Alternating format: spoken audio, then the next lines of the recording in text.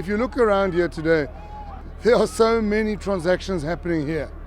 I was in the SARS mobile vehicle now where there's a big queue of members of the public dealing with their filing, checking on their tax status. Those folks would have had to travel a very long way, and it might have disincentivized them to go and actually do the right thing and do their filing. But they're right here and they're doing it in the hot sun.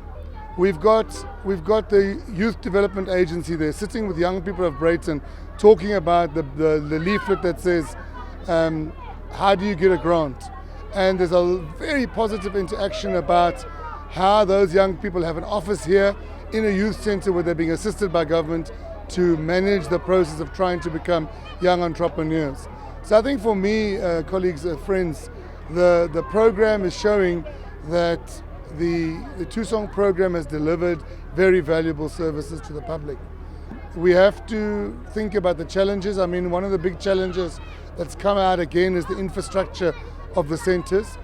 The beautiful Breyton centre, as amazing as it is, disabled folks can't get to the second and third floor.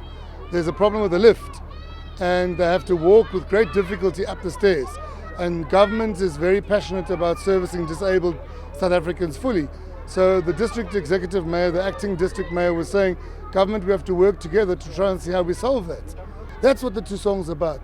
I think that the major thing forward for us as the Thusong program is to make sure that we are exposing government departments, colleagues, to the opportunities that are here to reach South Africans. What does that tell us as GSAS? We've got to do more to make sure that to actually open the way for a service delivery platform. Shows the brilliant role of GSAS in a project like Thusong, to bring all the different players together.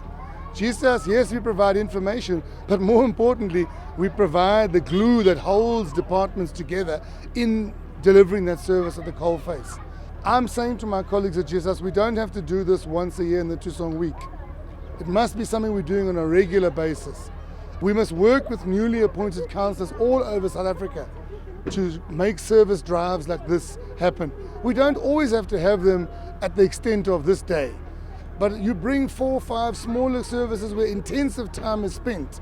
You spend a lot of time talking to citizens, understanding the challenges. That's success.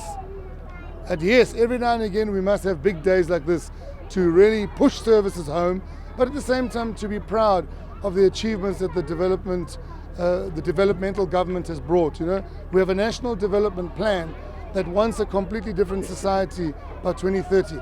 I could see that in action today. I think Thusong is the way we planned it. It's happening the way we planned it 17 years ago, a hub for development communication. But I'm sure we've got a long way to go.